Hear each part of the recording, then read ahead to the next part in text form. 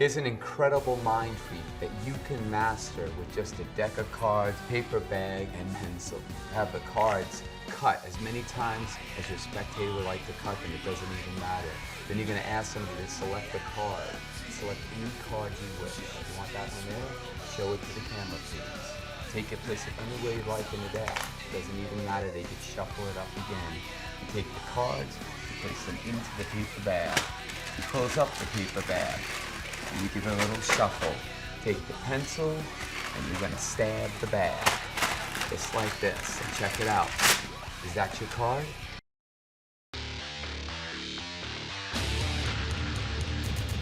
Are you ready? The card stab, I've done so many different renditions of this, actually featured a couple on the Mindfreak series. This one utilizes a bag.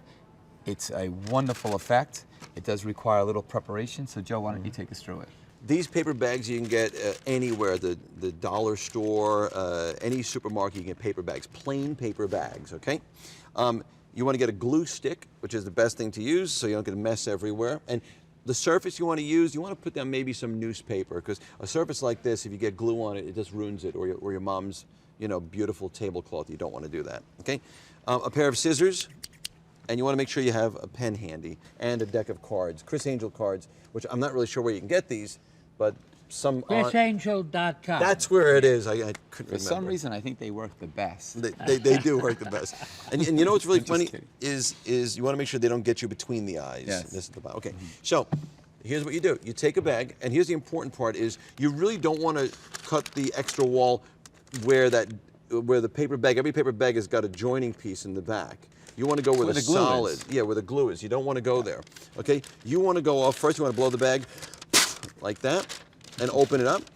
You take a pair of scissors. I was going to make a joke, but I won't. I know. Continue onward and upward. We're a classy act. So you want to cut about an inch down. You'll see why in a moment. And you just go around. You continue doing that, almost so you've just created your own change bag.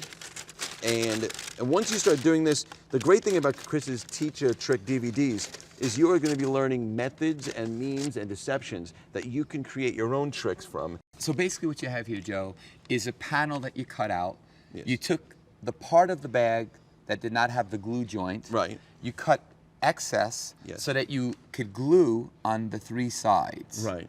Except for the top, no glue on top. And that would create that false wall where the selected card falls into. Gotcha. So now how do we attach this to our bag? Okay, I'll show you. Now do make sure, it's really very important, you can kind of see this to make sure you got enough glue on there, okay, so that that remains sticking, and it's nice and sticky, and your recap, as you like to say, and you pick up the bag. And now what you want to do is, you'll always notice on a lot of bags, they have a little tiny cutout like this, right? You want to go to the opposite side, because remember, you've got your cutout right there. You right? actually want to go to the glued side. Glued side, right, that little thicker wall, okay? Right. So non-glue for the panel, but in the actual bag, you're going to go to the glue side. Exactly. And really kind of technically, it doesn't matter all that much, just that a little more support. A little more support. And you now line this up. You don't have to be super neat, but you want to make it lined up so it doesn't look like you've got two bags stuck together, which it technically is. And you do that. It's actually a bag and a half. It's a bag and a half. And now you have that situation. That's your prepared bag. Criss wanted to do something a little bit different than, there's an old classic cards and bag stab where you force, yet again, you force a card on someone and you have a duplicate of that already glued inside the bag. Not as good as this one. Not as good as this one. Not as Any good. card they select. Yeah. Any card whatsoever. No force. Now there's a lot of preparation for this. There's probably like 6 or 7 preparations. I've lettered all of them from preparation H to preparation 8 of preparation A to H. I'm just joking. Let's take it back. So no, you're gonna leave it. We're leaving this. We're not taking it again. Preparation H. Keep it going. All right, whatever. Okay. So Pick it up. he's sitting too long. So Criss, I'm sitting too long. Very funny. Criss wanted something a bit more. You know, the mind freak, and he wanted to give you something a bit more than the typical old classic of sticking a force card in there. No.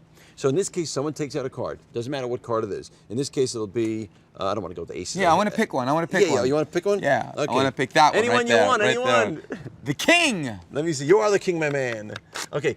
So this is the king of diamonds. Okay, that's it. And you tell them to put their name on it. And Criss, if you wouldn't mind signing that, please make it big and bold. Keep that and we can sell it on eBay. Yeah, absolutely. For like And 5 cents. Yeah, and always make sure you cap that because otherwise that magic mark. You gotta gets recap. everywhere. Recap. The recap is. See, when I joke, it's no good. When he jokes, it's all cool. I'm the king of diamonds. There you go. So, yes, you are, my man. So now this is the best part. You take that card, you place it on the top. And me and Criss and Johnny wanted to work on a method of you maintaining that card called a card control so that it's easy for you to learn. There are many, many card controls. In this case, Criss wanted one where you placed a card in there and then it looked like you just shuffle the deck, but yet maintain that king of diamonds on top. And the simplest one, just for demonstration purposes, is when the person signs that card and they place that card on top of the deck like that, the one that's remaining in your hand, all you merely do is take that remaining portion you have in your hand, place it forward. Now it seems really obvious to you. To them, it's just like you're shuffling the cards up. In this case, it looks like that. As Johnny mentioned earlier, as long as you keep your fingers in the front, now I'm exaggerating that little that little bit coming out.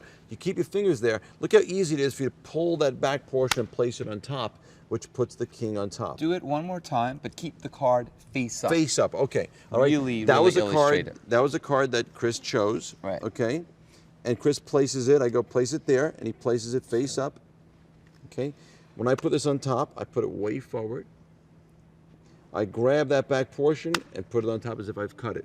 And of course, this will be face down, not face up.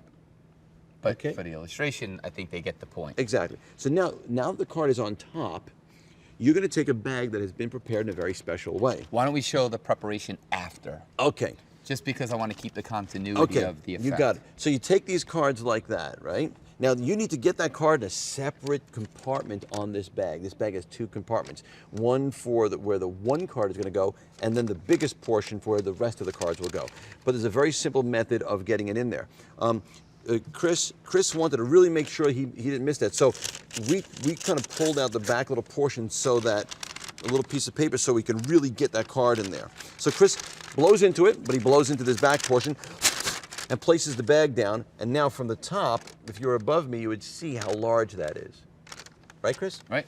And now, we did this little special thing where we tip the cards forward. When we tip them toward us, so you can see the faces, we pulled one down, and that's your card right here. So what it creates, if you look from the side, is this one card sticking off with a big area where you can get this card in the separate compartment. The rest of the cards go in the big compartment. Before you move on to that, the whole logic of you having a deck that's squared to making that motion is that your card is lost somewhere in the stack. Yeah, you're pointing like Yeah. that. And what you're doing is you're beveling the cards like that, nice and even. And then when you come up here, there's no way to see that up front. And show the reverse Right? of that too. You see? So there's no way, because you're just pointing to that, there's no way to see that card So you're sliding looking at the down. magician's point of view right now. Yes, and that's what you see. They're seeing that part. So now, from the bottom part, which is hidden by the hand, this card's sticking out. So now you're looking this way. You come over here, right, holding the deck like this. You blow into the bag, blowing into the separate portion. Now I'm going to turn around Criss here and see if I can do this. As I'm placing the cards in, that first card gets put in the separate compartment.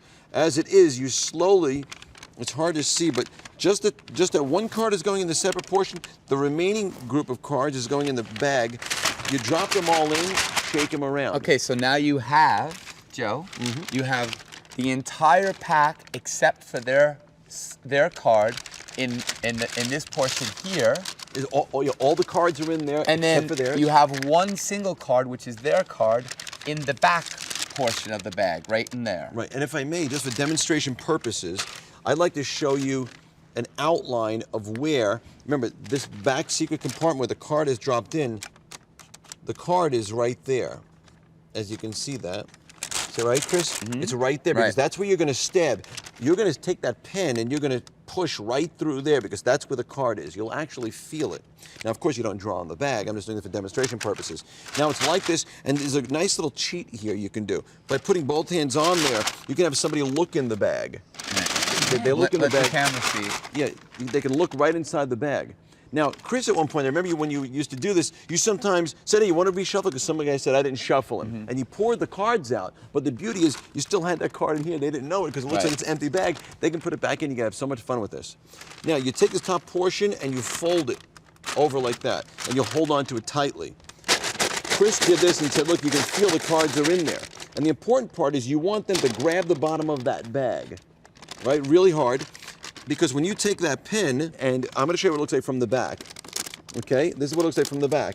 You push. Now, I'm going to peel this aside, this separate compartment. You can see the card is in there, okay? That's exactly where it is. And you have them hold this really tight, and then you don't want to use a knife because you could cut yourself or them, and you don't want that. You want to use maybe like a pen, and you push it through there, and you're pushing it through only the card. You can see it as they peel this away. See how it's going through the card? They're only selected card. The rest of the cards are down below. I'm holding them. Yeah, and it's going, and you push this all the way through. And you rip up. And then at this point, you tell them, you know, hold on, hold on. And as you're ripping up, you're dragging that card toward the top.